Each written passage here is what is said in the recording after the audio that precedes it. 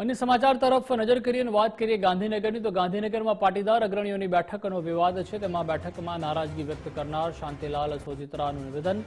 નારાજગી અંગે શાંતિલાલ સોજીત્રા પ્રથમવાર મીડિયા સમક્ષ બોલ્યા। શાંતિલાલ સોજીત્રાની ગુજરાત ફર્સ્ટ પર એક્સક્લુઝિવ વાતચીત, જેમાં શાંતિલાલ સોજીત્રાના પાટીદાર નેતા વરુણ પટેલ પર ગંભીર આરોપ કરતા તેઓએ કહ્યું કે મેં બેઠકમાં પાસના અગ્રણીઓને કેમ આમંત્રણ ન આપ્યું તે પૂછ્યું। આમંત્રણ અંગે સવાલો પૂછતા સભામાંથી બહાર નીકળી જવા કહ્યું। આમંત્રણ અંગે સવાલો પૂછતા મારા પર ઉશ્કેરાઈ ગયા હતા। બેઠકમાં એવું લાગ્યું કે આ આયોજન વરુણ પટેલનું હતું। વરુણ પટેલે અંગત કે રાજકીય સ્વાર્થ માટે બેઠક કરી હતી। વરુણ પટેલે તો 2017માં પાસમાંથી રાજીનામું આપી દીધું હતું। ગઈકાલે ગાંધીનગરમાં પાટીદાર અગ્રણીઓની બેઠક મળી હતી, ચિંતન શિબિર યોજાઈ હતી અને એમાં શાંતિલાલ સોજીત્રા નામના પાટીદાર અગ્રણીએ નારાજગી દર્શાવી હતી અને પહેલીવાર મીડિયા સમક્ષ તેઓ આવ્યા અને ગુજરાત ફર્સ્ટ સાથે તેઓ વાત કરી રહ્યા છે। એમની સાથે વાત કરીએ। શાંતિલાલભાઈ, એ કહો કે ગઈકાલે તમે નારાજ થયા હતા, શું પરિસ્થિતિ હતી, કયા સંજોગોમાં તમે તમારી નારાજગી વ્યક્ત કરી, એવું તો શું થયું હતું, એક્ઝેક્ટ ઘટનાક્રમ કહો। જી, ખરેખર તો આ નારાજગી નહોતી, પણ અમારી અંતરાત્માની વેદના હતી। આ વેદના એટલા માટે કે શબ્દ પ્રયોગ કરીએ છીએ કે ભાઈ જ્યારે પાસ આંદોલન પીક ઉપર હતું, જ્યારે સ્ટાર્ટ હતું, પીક થયું, ત્યારથી અમે આ આંદોલન સાથે જોડાયેલા છીએ।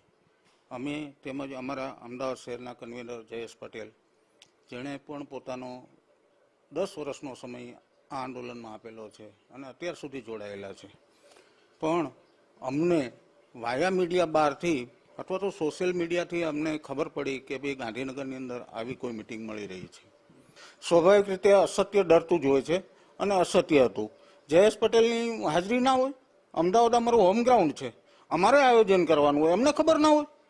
આ તો કેવું? જયેશભાઈની હાજરી હોવી જરૂરી છે, હાર્દિક પટેલની હાજરી હોવી જોઈએ, એક સમયના અત્યારના રિસન્ટલી વિસાવદરના ધારાસભ્ય ગોપાલ ઇટાલિયાની હાજરી હોવી જોઈએ। બધાએ ભોગ આપ્યો છે, આ કોઈ એકથી નથી થયું, તમામ લોકોનો ભોગ હતો। અને આજે બધું પક્ષાપક્ષી ભૂલી અને વાત એવી હતી કે સંગઠન મજબૂત કરવું, તો એ લોકો કેમ નથી હાજર? મારી તો એ જ વાત છે, બીજી કઈ વાત નથી। બધાએ યોગદાન આપ્યું છે। જયેશભાઈ હતા, હાર્દિકભાઈ હતા, ગોપાલભાઈ ઇટાલિયા હતા, સો ઉદયભાઈ હતા ગોધરાથી, કોઈ હાજર નથી, કોઈને આમંત્રણ જ નથી આપ્યું। આ તો કેમ ચલાવી લેવાય? અને વરુણભાઈ તો રાજીનામું પ્રેસમાં રાજીનામું આપીને પાસમાંથી જતા રહ્યા છે। એ થોડા પાસના નેતા છે? પ્રેસ પણ એણે કરી, વાત મિટિંગ પૂરી થયા પછી પ્રેસ પણ એણે કરી। પણ એવું તો શું, આમ તો જનરલી મેં જોયું ગઈકાલે બધા ભેગા થયા પછી લગભગ 4 સુધી આ બેઠક ચાલી અને ભજીયા ખાઈને છૂટા પડ્યા। આમ તો નોર્મલી હું સીધી સમજું છું ત્યાં સુધી, જ્યારે ઇલેક્શન આવે ને ત્યારે ભજીયા નાસ્તા હોય, પણ આ તો ઇલેક્શન એ નહોતું અને વાતચીત કરીને ભજીયા ખાઈને છૂટા પડ્યા। તો બીજું કોઈ શું અલગ રંધાઈ રહ્યું હોય એવું તમને લાગે છે? 100% આમાં કંઈક ને કંઈક રંધાઈ રહ્યું છે। એવું તો એટલા માટે ફલિત થાય છે કે મુખ્ય આગેવાનોને બોલાવ્યા વગર પોતાના નામે પાસ કરી લેવું, એવી કોઈની મનની મેલી મુરાદ હોઈ શકે છે, બીજું કંઈ મને દેખાતું નથી। તો હવે તમે શું ઈચ્છી રહ્યા છો, શું થવું જોઈએ અને શું લાગી રહ્યું છે, શું થઈ શકે છે? સંગઠનનું કેટલું મોટો મહત્વ હોય છે એ આપણે ભૂતકાળમાં જોયું છે। સંગઠન હતું, કડવા લેવા, ફલાણા ઢીકડા પૂછડા, બધું જ ભેદભાવ ભૂલીને એક પાટીદાર શબ્દ પ્રયોગ કરીને આપણે આગળ વધ્યા હતા, તો આપણે સફળતા મેળવી છે અને ફરીથી સંગઠિત થઈને બધા સાથે રહીને હશે તો જ રિઝલ્ટ મળશે। તમે એક નામનો ઉલ્લેખ કર્યો, એના સિવાય બીજા કોઈનું લાગે?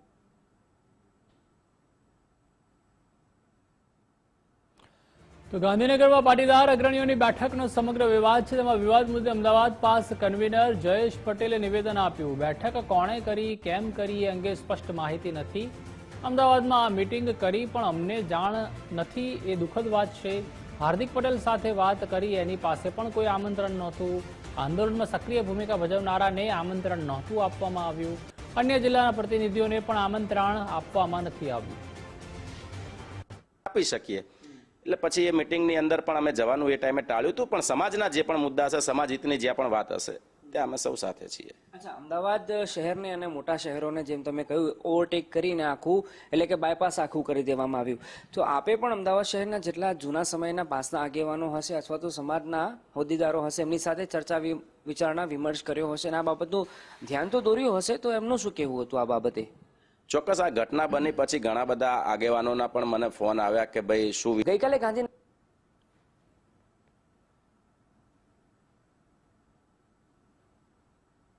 આપી શકીએ એટલે પછી એ મિટિંગની અંદર પણ અમે જવાનું એ ટાઈમે ટાળ્યું હતું, પણ સમાજના જે પણ મુદ્દા હશે, સમાજ હિતની જે પણ વાત હશે ત્યાં અમે સૌ સાથે છીએ. અચ્છા, અમદાવાદ શહેરને અને મોટા શહેરોને જેમ તમે કહ્યું ઓવરટેક કરીને આખું એટલે કે બાયપાસ આખું કરી દેવામાં આવ્યું, તો આપે પણ અમદાવાદ શહેરના જેટલા જૂના સમયના પાસના આગેવાનો હશે અથવા તો સમાજના હોદ્દેદારો હશે એમની સાથે ચર્ચા વિચારણા વિમર્શ કર્યો હશે અને આ બાબતનું ધ્યાન તો દોર્યું હશે, તો એમનું શું કહેવું હતું આ બાબતે?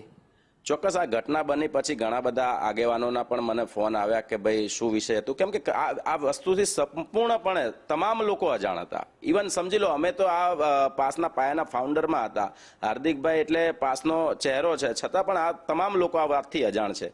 હવે ક્યાંક ને ક્યાંક વાત એવી પણ આવે છે સમજાવવા માટે કે ભાઈ સોશિયલ મીડિયા થકી ઓપન ઇન્વિટેશન હતું, તો હું એવું કહેવા માંગુ છું ઓપન ઇન્વિટેશન હતું તો ગુજરાતની અંદર 1,20,00,000 લોકો પાટીદાર સમાજના વસે છે, તો પછી આપણી મિટિંગમાં 200 જ લોકો આવ્યા તો ક્યાંક આપણી ઉણપ છે.